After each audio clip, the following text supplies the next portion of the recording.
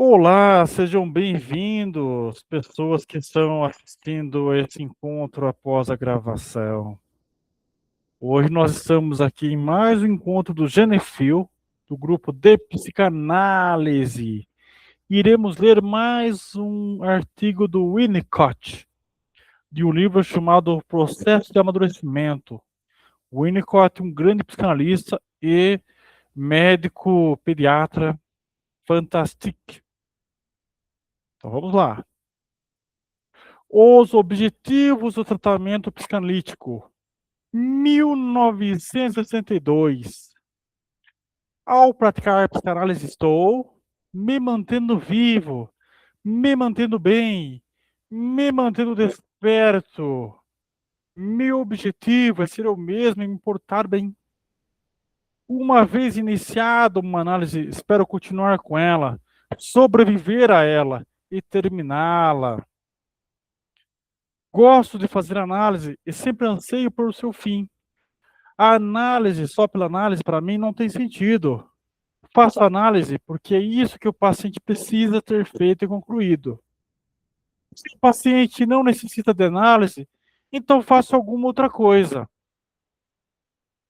Em análise, se pergunta quanto se deve fazer. Em contrapartida, na minha clínica, o lema é: com pouco é necessário fazer? Mas esses são temas superficiais.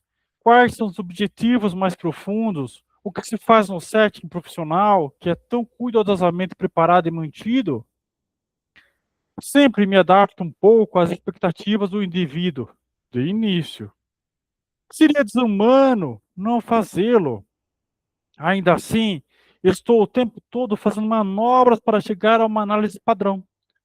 O que devo tentar conceituar aqui é o significado para mim da expressão análise padrão. Isso significa, para mim, me comunicar com o paciente a partir da posição em que a neurose ou psicose de transferência me coloca. Nessa posição, eu tenho algumas das características típicas de um fenômeno transicional, uma vez que, embora eu represente o princípio de realidade e seja eu quem mantém um olho no relógio, nem por isso deixo de ser um objeto subjetivo para o paciente.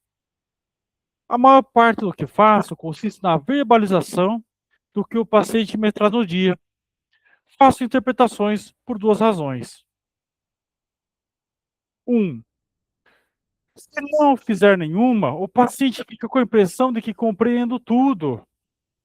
Dito de outra forma, eu retenho certa qualidade externa por não acertar sempre no alvo ou mesmo por estar errado. 2. A verbalização no momento exato mobiliza forças intelectuais. Só é ruim mobilizar os processos intelectuais quando eles se tornaram seriamente dissociados do ser psicossomático.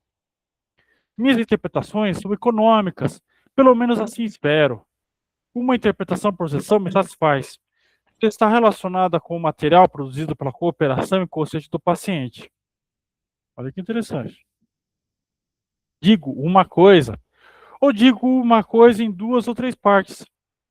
Nunca uso frases longas, a menos que seja muito cansado. Se estou próximo do ponto de exaustão, começo a ensinar. Além disso, na minha opinião, uma interpretação que contém a expressão além disso vira uma aula. O material do processo secundário é aplicado ao material do processo primário como uma contribuição à integração e ao crescimento. O que me traz o paciente hoje? Isso depende da cooperação inconsciente que se estabelece por ocasião da primeira interpretação mutativa ou antes. É axiomático que o trabalho da análise seja feito pelo paciente e que isso seja chamado de cooperação inconsciente. Nela se inclui sonhos, o recordar e a narração deles do modo produtivo. Cooperação inconsciente é o mesmo que resistência, mas essa última faz parte de um elemento negativo da transferência. A análise da resistência libera a cooperação, que faz parte de elementos positivos da transferência. Embora a psicanálise possa ser infinitamente complexa, Posso dizer algumas coisas simples sobre o trabalho que realizo, e uma delas é que espero entrever uma tendência para ambivalência na transferência e no sentido contrário dos mecanismos mais primitivos de decisão, introjeção, projeção, retaliação do objeto, desintegração, etc. Sei que esses mecanismos primitivos são universais e têm um valor positivo, mas são defesas na medida em que enfraquecem o elo direto com o objeto através do instinto e através do amor e do ódio. Ao fim das ramificações intermináveis em termos de fantasia hipocondríaca e delírios persecutórios, o paciente tem um sonho que expressa devora-te. Eis aqui uma simplicidade marcante como aquela do complexo de Édipo. Simplicidade marcante só é possível como prêmio do fortalecimento do ego trazido pela análise. Desejaria fazer uma referência especial a isso, mas antes devemos lembrar o fato de, em muitos casos, o analista deslocar influências ambientais patológicas e nós adquirimos insights que nos possibilitam saber quando nos tornamos os representantes moderados das figuras paternas da primeira infância, infância inicial do paciente, e quando, em contrapartida, estamos deslocando tais figuras. Uma vez chegando a esse ponto, nós vemos afetando o ego do paciente em 3 etapas. Esperamos por certa força do ego nos estágios iniciais da análise, pelo apoio do ego que simplesmente damos ao fazer a análise padrão e fazê-la bem. Isso corresponde ao apoio do ego da mãe, que, da minha teoria, torna forte o ego do bebê se, e somente se, é capaz de desempenhar sua parte especial nessa época. Isso é, temporário e faz parte de uma fase especial. 2. Segue-se então uma longa fase em que a confiança do paciente no processo analítico acarreta todo tipo de experimentação por parte do paciente em termos de independência do ego. 3. Na terceira fase, o ego do paciente, agora independente, começa a se revelar e afirmar suas características individuais, começando o paciente a ver como natural o sentimento de existir por si mesmo. Você percebe que são 3 fases, que são 3 etapas super importantes da psicanálise?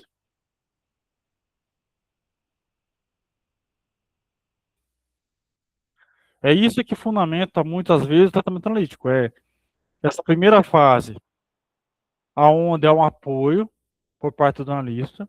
Depois ele testa, depois o analisando testa várias coisas para ter uma independência do ego. E na terceira fase, o ego é independente e começa a se revelar e afirmar suas características individuais. Essas são fases que eu acho fantásticas em Winnicott. Essa integração do ego que me interessa e me dá um prazer particular. Embora não deva ocorrer em função do meu prazer, é muito gratificante observar a capacidade crescente do paciente de reunir tudo dentro da área de sua onipotência pessoal, inclusive até traumas genuínos. A força do ego resulta em uma mudança clínica no sentido dos relaxamentos das defesas, que são empregados e implementados de forma muito mais econômica, de modo que o paciente não se sente mais preso em sua doença. Como resultado, mas livre, mesmo que não seja livre de sintomas. Em suma, observamos crescimento e desenvolvimento emocional que tinha ficado em suspenso na situação original. Quanto à análise modificada,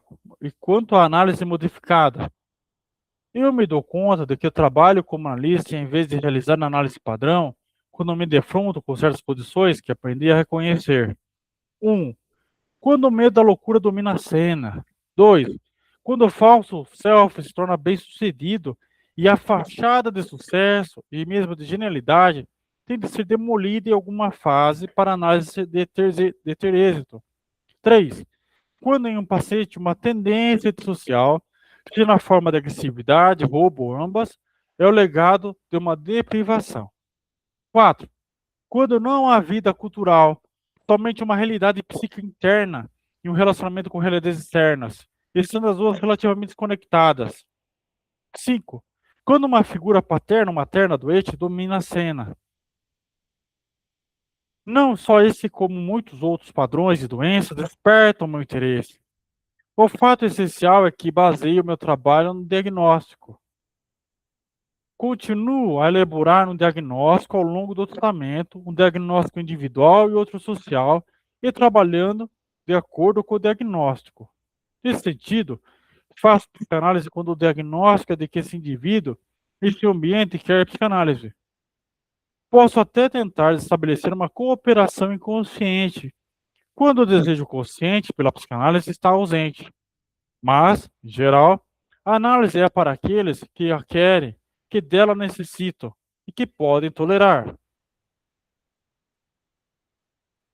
Quando eu me defronto com o tipo errado de caso, me modifico no sentido de ser um psicanalista que atende ou tenta atender às necessidades do caso especial.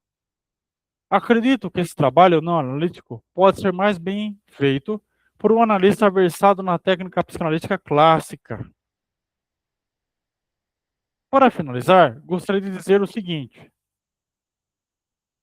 baseei minhas afirmações na presunção de que todos os analistas são iguais, tanto quanto são analistas.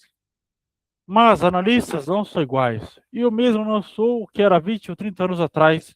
Sem dúvida, alguns analistas trabalham melhor nas áreas mais simples e mais dinâmicas, onde o conflito entre amor e ódio, com suas ramificações da fantasia, consciente e inconsciente, constitui o principal problema. Outros analistas trabalham também ou melhor quando têm de lidar com mecanismos mentais mais primitivos, a neurose transferência ou psicose transferência. Desse modo, ao interpretar as retaliações dos objetos parciais, projeções e introjeções, ansiedades hipocondríacas e paranoides, ataques e associações, distúrbios de pensamento, etc., alarga o campo de operação e o espectro de casos que pode resolver. Isso é pesquisa analítica, e esse o risco principal está em que as necessidades do paciente em termos de dependência infantil possam ser perdidas de vista no curso do desempenho do analista. Naturalmente, à medida que adquirimos confiança na técnica padrão por meio de seu uso em casos apropriados, nos sentimos inclinados a pensar que podemos resolver os casos borderline, sem desvios de técnica. E não vejo razão por que não tentá-lo, especialmente na medida em que o diagnóstico pode se alterar a nosso favor como resultado do nosso trabalho. Em minha opinião, nossos objetivos ao aplicar a técnica clássica não são alterados se acontece de interpretar os mecanismos mentais que fazem parte dos tipos de distúrbios psicóticos e dos estágios primitivos do desenvolvimento emocional do indivíduo. Se nosso objetivo continuar a ser verbalizar a conscientização nascente em termos de transferência, então estamos praticando análise. Caso contrário, somos analistas praticantes, praticando outra coisa que acreditamos ser apropriada para a ocasião. E por que não haveria de ser assim? Acabou. E aí?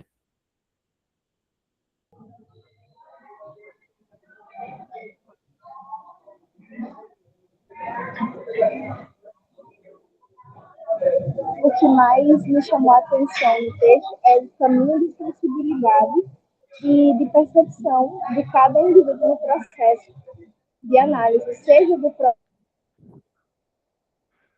Cortou. Tá cortando aí.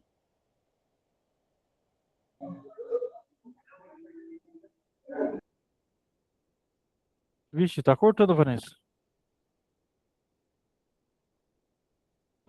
Você consegue me escutar, Rafa?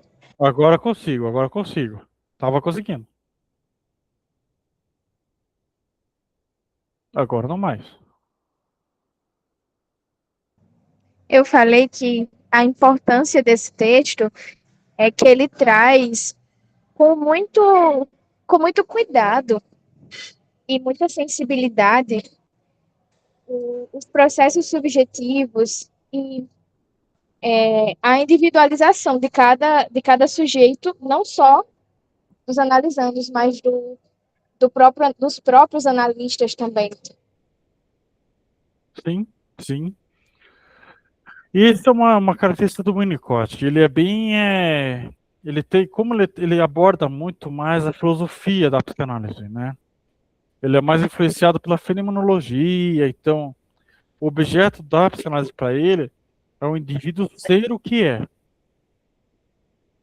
Então, ele não é tão assim, propriamente um cientista da psicanálise. Apesar de ele ter uma base de médico, né, já que ele é pediatra, mas ele está numa busca do ser humano. Tanto é que ele fala no início, né, se a gente vê exatamente isso que você falou, mas ele fala assim: meu objetivo é ser eu mesmo e me portar bem. E isso aqui, ele está falando, ó, a praticar a psicanálise, estou me mantendo vivo, me mantendo bem, me mantendo esperto, meu objetivo é ser eu mesmo, me portar bem. Mas ele também fala isso, também de uma forma que eu analisando, também fique mais ou menos assim, né? Tanto é que ele fala desse suporte do ego, né? O ego da pessoa está meio frágil, e daí ele vai e passa por ali. Isso é muito individual. E você vê que ele também fala que nem todo mundo aguenta fazer a psicanálise, né? Então ele faz outra coisa. E eu também gostei da menção a casos de borderline, por exemplo, que ele traz como uma das que a gente pode trabalhar isso não só pela psicanálise, mas por outras vias também. Então, eu sinto que ele dá abertura para essa interlocução com outras áreas.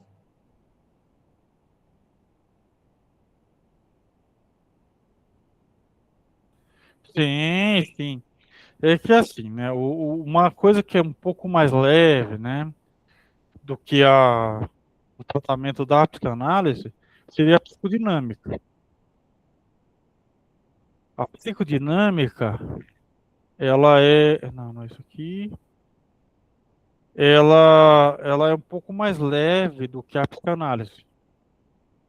Entendeu? Porque muitas vezes o silêncio de um psicanalista clássico, de uma coisa mais freudiana, aquilo vai deixando a pessoa mais doente do que realmente ajudar ela a se desenvolver. Entendeu? Então, por isso que ele dá essas alternativas. Faz sentido o que eu tô falando? Sim, e também gostei muito de como ele trata o processo de evolução dentro da análise. Acho que você até mencionou sobre o fortalecimento do ego e Uhum. como, assim, a minha percepção ao ler o texto é da alegria genuína que ele, enquanto profissional, sente em perceber os seus analisandos, os seus pacientes, nesse processo de fortalecimento, de evolução dentro da análise. Sim, sim.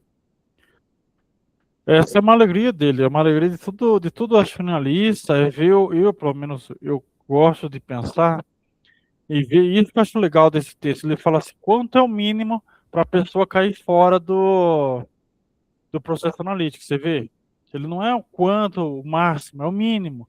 A partir daqui, cai fora daqui, ele meio que expulsa. Falou, a partir daqui você se vira, irmão.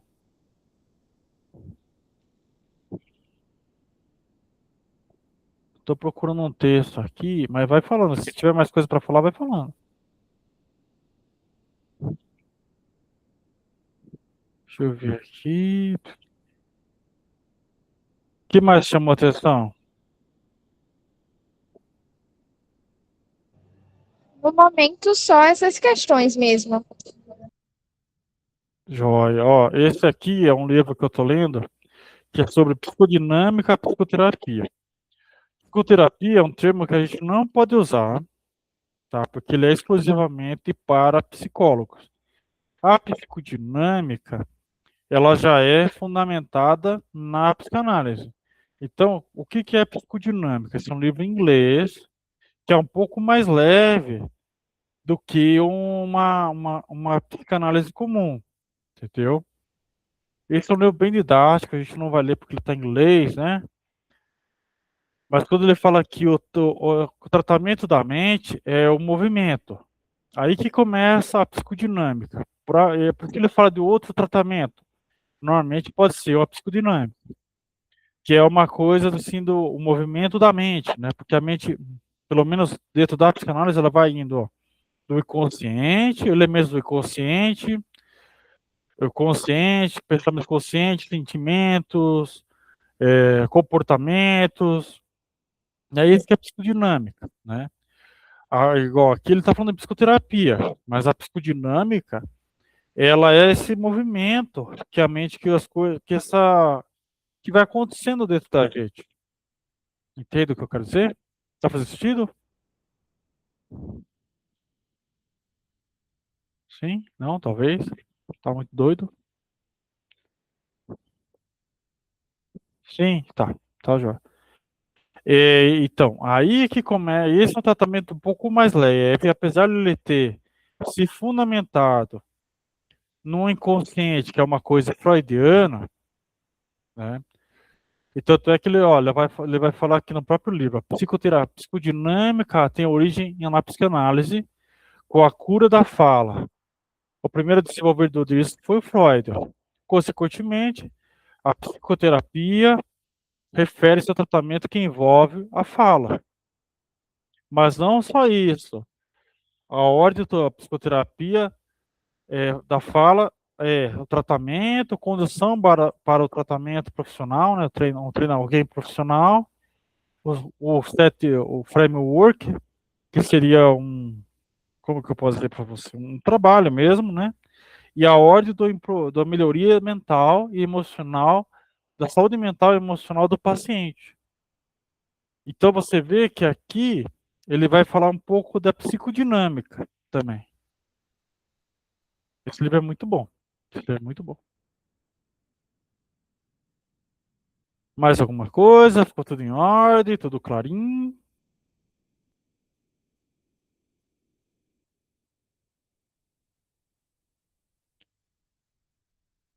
Bom, se não há mais dúvidas, então eu agradeço a participação. O texto é muito bom, como pode ser visto, vale muito a pena ser lido, vale muito a pena ser refletido. Tem muitas camadas aqui, ele não fala de outras características, como a saúde mental, o que é o indivíduo saudável, né?